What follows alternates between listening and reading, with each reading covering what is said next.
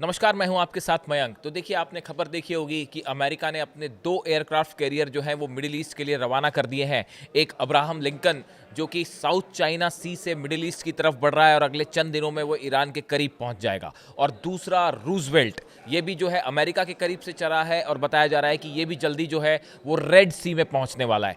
यानी ये कहा जा रहा है कि क्या ये दोनों एयरक्राफ्ट कैरियर जब पहुंच जाएंगे ईरान के करीब तो उसके बाद क्या जंग छिड़ सकती है और अमेरिका की तरफ से एक बड़ा हमला होने वाला है ईरान पे। लेकिन इसी बीच खबरें ये भी हैं कि ईरान ने एक बड़ा प्लान तैयार किया है कि कैसे अगर अमेरिका हमला करता है तो कैसे अमेरिका के इस एयरक्राफ्ट कैरियर को निशाना बनाया जा सकता है। देखिए, जो सोर्सेज से खबरें हैं, ईरान में एक बड़ी बैठक हुई। जैसे ही देखिए, पिछले 3-4 दिनों का जो घटनाक्रम था वो आप जानते ही हैं कि कैसे अमेरिका जो है वो फाइटर जेट से हमले का प्लान था ईरान के ऊपर, लेकिन वो पहला प्लान फेल हो गया। उसके बाद ये खबरें आई कि अमेरिका ने, डोनाल्ड ट्रंप ने आदेश दिया कि जितने एयरक्राफ्ट कैरियर हैं उनको बुलाया जाए और उसके बाद अब्राहम लिंकन और रूजवेल्ट जो है ये दोनों रवाना हो गए। उसके बाद बताया जाता है कि ईरान में एक बड़ी बैठक हुई। इस बैठक में तीनों विंग्स के, आर्मी के, एयरफोर्स के, नेवी के बड़े ऑफिसर्स जो हैं, चीफ्स थे, वो शामिल थे। सिक्योरिटी एक्सपर्ट्स ईरान के शामिल थे और एक बड़ी चर्चा हुई कि अगर ये एयरक्राफ्ट कैरियर जब रेड सी में पहुंच जाते हैं या ओमान की खाड़ी में पहुंच जाते हैं और उसके बाद ईरान पर स्ट्राइक शुरू होती है तो इस एयरक्राफ्ट कैरियर को कैसे तबाह किया जाए। इसको लेकर एक बड़ी रणनीति बनाई है, ईरान की तरफ से तैयार की गई। और देखिए, ये जो कहा गया कि ये रणनीति क्या है वो मैं आपको बताऊं। इसकी तैयारी ईरान ने काफ़ी पहले से शुरू कर दी थी। देखिए, ये आज की बात नहीं है। जब से ये थ्रेट परसेप्शन था कि अमेरिका हमला कर सकता और इस तरह के बयान आ रहे थे, तो बड़ी स्वाभाविक सी बात है कि अमेरिका जब भी अटैक करेगा तो एयरक्राफ्ट कैरियर साथ में होंगे। और एयरक्राफ्ट कैरियर का मतलब है 90 करीब जो F-35 और F-16 जेट्स हैं वो अब्राहम लिंकन जो एयरक्राफ्ट कैरियर है उसके ऊपर से फ्लाई कर सकते हैं। कई सारी सबमरीन इसके साथ होती हैं, वॉरशिप्स होते हैं, यानी इसे तबाह करना बेहद मुश्किल होता है। ऐसे में अगर एयरक्राफ्ट कैरियर पर हमला करना है, इसके लिए एक बड़ी पुख्ता रणनीति चाहिए। और इसी को लेकर ईरान में बैठक हुई और बताया ये जाता है कि एक बड़ी रणनीति तैयार हुई जिसमें बड़ी भूमिका में हो सकते हैं हूती। यस, यहाँ पे देखिए एंट्री हो रही है हूती के लड़ाकों की। अभी आपने देखा, बड़े समय से हूती शांत थे। हूती के जो लड़ाके हैं उनकी तरफ से कोई हमला नहीं हुआ इजराइल के ऊपर, लेकिन अब ये बताया जाता है कि अगर ये एयरक्राफ्ट कैरियर जब रेड सी में पहुंच जाते हैं और अगर किसी तरह का निशाना साधने की कोशिश हुई ईरान के ऊपर, इन हालात में हूती के पास जो बैलिस्टिक मिसाइल्स हैं, हूती की जो हाइपरसोनिक मिसाइल्स हैं, इससे एक साथ हमला करने की कोशिश हो सकती है एयरक्राफ्ट कैरियर पर। अब देखिए, पहले भी इस तरह की खबरें आई कि रेड सी में हूती जो है वो ईरान के लिए अक्सर मदद करता रहा है और कई बार ऐसी खबरें आई कि वहाँ पे जहाज़ों पर हमला करता रहा।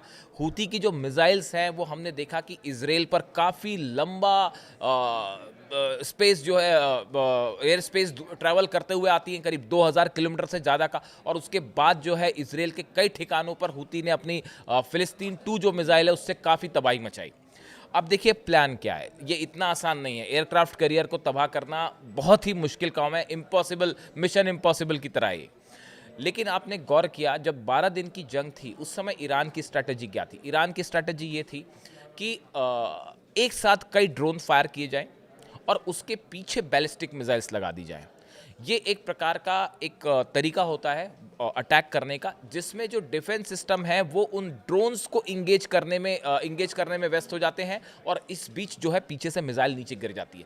ये वो तरीका था, ये वो मेथड था जो ईरान ने अपनाया था 12 दिन की जंग के दौरान। आखिरी के 4 दिन में जो मिसाइल्स गिरी उसमें ये स्ट्रैटेजी अपनाई गई थी। अब ये बताया जाता है कि अगर ये शिप वहाँ पहुँचता है रेड सी में और उसके बाद किसी तरह के हमले होते हैं या इससे F-16 फ्लाई करते हैं ईरान के एयर स्पेस में अंदर, तो ऐसी सूरत में ये संभव है कि यमन से हूती एक साथ कई सारे मिसाइल्स फायर कर सकते हैं इस एयरक्राफ्ट कैरियर पर, अब्राहम लिंकन या रूजवेल्ट पर। इसको लेकर हूती की तरफ से बयान भी आया है। हूती ने ये कहा है कि लाल सागर में रूजवेल्ट आने की खबर है। याया सारी जो प्रवक्ता है हूती के, उनकी तरफ से कहा गया कि रेड सी में जो प्लेन वॉरशिप आ सकता है, एयरक्राफ्ट कैरियर आ सकता है, रूजवेल्ट अगर वो यहाँ आता है तो हम उसको निशाना बनाएंगे।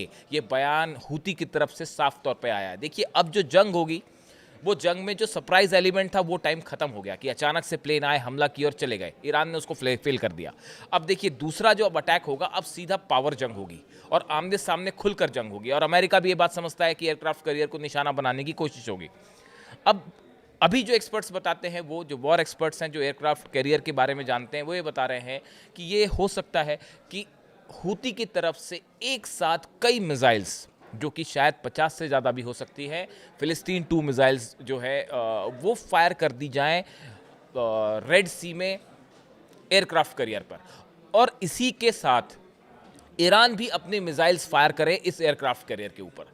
ऐसी सिचुएशन में अगर सिर्फ एक एयरक्राफ्ट कैरियर पे 50 से 60 मिसाइल्स एक साथ फायर कर दी जाए तो ये थोड़ा एक चुनौतीपूर्ण जरूर होगा एयरक्राफ्ट कैरियर को सुरक्षित बचाना अमेरिका के लिए। इसमें एयर डिफेंस सिस्टम भी होते हैं। पूरे रेड सी में, ओमान की खाड़ी में कई जगह हैं जहाँ पे एयर डिफेंस सिस्टम्स लगे हुए हैं। लेकिन उसके बावजूद अगर आप एक साथ जब 40 से 50 मिसाइल्स फायर कर दें किसी एयरक्राफ्ट कैरियर पे या किसी भी शिप पे, तो वो सब मिसाइल्स को रोकना थोड़ा सा मुश्किल होता है, चैलेंजिंग होता है। और ये अक्सर ये संभावना बनी रहती है कि उस 50-60 मिसाइल्स में से 2-3 मिसाइल्स तो हो सकता है ठिकाने पर गिर ही जाएं, और एक भी बैलिस्टिक मिसाइल अगर गिरती है एयरक्राफ्ट कैरियर पर तो वो उसको तबाह करने के लिए काफ़ी है। देखिए यमन से हुतीस जो हैं, इस तरह की खबर अक्सर आई कि ईरान ने वहाँ पे अपनी कई अंडरग्राउंड जो है टनल्स बना रखी हैं। यमन में भी, ईरान में तो बना ही रखी हैं, वो तो मिसाइल सिटी एक अलग है ही। बताया जाता है कि यमन में भी अंडरग्राउंड एक मिसाइल सिटी बनी हुई है जहाँ पे हुतीस का कब्जा है, और यहाँ पे बड़ा एक जो है कारखाना चलता है जहाँ पे मिसाइल से जुड़े इंस्ट्रूमेंट्स बनाए जाते हैं। बाहर से जो सामान ईरान से आता है वो यहाँ पे जो है असेंबल किया जाता है, और एक बड़ी मिसाइल फैक्ट्री हुतीस की काम कर रही है। और जैसी सोर्सेस से बताया जाता है कि हुतीस के पास 1000 के आसपास 800 से 1000 जो है वो बैलिस्टिक मिसाइल्स हैं, हाइपरसोनिक मिसाइल्स हैं, और जिनका इस्तेमाल देखिए अभी फिलिस्तीन के साथ जो है सीज फायर है इजराइल का, गजा में सीज फायर है, इसलिए हुती ने अपने अटैक बंद कर दिए। वरना आप देखें हर महीने 2-3 मिसाइल अटैक की खबरें आ रही थी, और अक्सर ये खबर आती थी कि बेन गुरियन एयरपोर्ट के पास कोई मिसाइल गिर गई या इजराइल में कोई मिसाइल गिर गई और डिफेंस सिस्टम नहीं रोक पाया। तो ये जो फिलिस्तीन 2 मिसाइल है, ये जिस कैलिबर के मिसाइल है, ये एक काफ़ी एक्यूरेट मिसाइल है, और काफ़ी डिस्टेंस ट्रैवल करके आके हमने देखा कि कई बार ऐसा हुआ कि बेन गुरियन एयरपोर्ट को निशाना बनाया गया और इसराइल का मिसाइल डिफेंस सिस्टम उसको रोक नहीं पाया। तो ऐसे सिचुएशन में अगर 60-70 मिसाइल्स एक साथ हुतीस फायर कर देते हैं रेड सी में किसी भी एयरक्राफ्ट कैरियर पर, दूसरी तरफ खैबर मिसाइल्स आपको पता ही है, लगातार जो है वो खबरें आ रही हैं कि 500 से ज़्यादा खैबर मिसाइल ईरान ने तैनात कर रखी है। इसके साथ एक बड़ी खबर हमने आपको बताया था, मैंने अपने वीडियो में बताया था कि रशिया ने, ऐसी खबरें हैं, अपनी इस्कंदर मिसाइल जो है वो ईरान को दी है। अब इस्कंदर मिसाइल जो है उसकी जो रेंज है वो 6 से 700 किलोमीटर के आसपास की मानी जाती है। बहुत ज़्यादा रेंज नहीं है, लेकिन बहुत ही एक्यूरेट मिसाइल मानी जाती है। और ये कहा जाता है कि अगर किसी शिप से ईरान अगर ये मिसाइल को लॉन्च करता है या समंदर में किसी अमेरिकन जहाज़ को निशाना बनाता है, तो उसमें ये इस्कंदर मिसाइल बेहद डेडली साबित हो सकती है। और एक साथ अगर कई मिसाइल्स फायर की जाएं तो बड़ी चुनौती मिल सकती है अमेरिकन एयरक्राफ्ट कैरियर को। देखिए ये एयरक्राफ्ट कैरियर जो है उसको गिराना आसान नहीं, उसको तबाह करना आसान नहीं है। उसमें 90 F-16 जेट्स हैं, कई सारी मिसाइल्स हैं, टॉमहॉक मिसाइल्स हैं, वो एक पूरा चलता फिरता जंग का मैदान है। तो ये ईरान के लिए एक बड़ी चुनौती होगा इसका सामना करना अगर जंग होती है तो। और इस सूरत में इसीलिए शायद ये प्लान तैयार हुआ कि कैसे उसको काउंटर किया जाए, और एक बड़ी रणनीति कि अगर एयरक्राफ्ट कैरियर को निशाना बनाना है तो कैसे शाहिद ड्रोन्स फायर किए जाएंगे, बैक टू बैक जो है वो हुतीस की मिसाइल्स फायर हो सकती हैं, और ईरान की तरफ से भी जो है मिसाइल्स फायर हो सकती है। कई सारी डिफेंस इंडस्ट्रीज़ जो है, डिफेंस जो एजेंसीज़ हैं, वो इसको ट्रैक करने में लगी हुई हैं, और ऑलरेडी ये बहस छिड़ी हुई है कि एयरक्राफ्ट कैरियर अगर वहाँ पे पहुँचते हैं और ईरान पर हमला करते हैं तो ईरान इसको कैसे काउंटर करेगा, इस एयरक्राफ्ट कैरियर को। इसको लेकर तरह तरह के जो है वो डिफेंस एक्सपर्ट्स जो हैं उनके बीच में ऑलरेडी ये चर्चा शुरू हो गई है। अभी 3 से 4 दिन और लगेंगे। जो साउथ चाइना सी से अब्राहम लिंकन चला है एयरक्राफ्ट कैरियर अमेरिका का, उसको पहुंचने में अभी 3 से 4 दिन और लगेंगे। रूजवेल्ट भी निकल गया है अमेरिका से, वो लाल सागर पहुंचेगा। लेकिन इसके पहले ही ईरान की तरफ से बड़ी रणनीति तैयार है। देखिए कितनी सक्सेसफुल होगी नहीं होगी वो तो वक्त बताएगा, उसके लिए पहले से आप कोई कल्पना नहीं कर सकते कि वो सफल हो जाएगा या नहीं हो जाएगा। लेकिन ईरान ने तैयारी शुरू कर दी है। इस एयरक्राफ्ट कैरियर को लेकर पिछले 2 दिनों में खूब चर्चाएं रही पूरे दुनिया भर के मीडिया में कि अमेरिका ने एयरक्राफ्ट कैरियर भेजे हैं, अब क्या होगा, क्या हमला होगा। बड़ी जंग की तैयारी हो रही है, लंबी जंग की तैयारी हो रही है। ईरान ने भी इसी बीच अपनी पूरी तैयारी कर रखी है कि एयरक्राफ्ट कैरियर से हमला होता है तो कैसे उसे तबाह किया जाएगा। अब इससे जुड़ा जो भी अपडेट होगा, जो भी खबरें होंगी, मैं आप तक पहुंचाऊंगा। Thank you so much.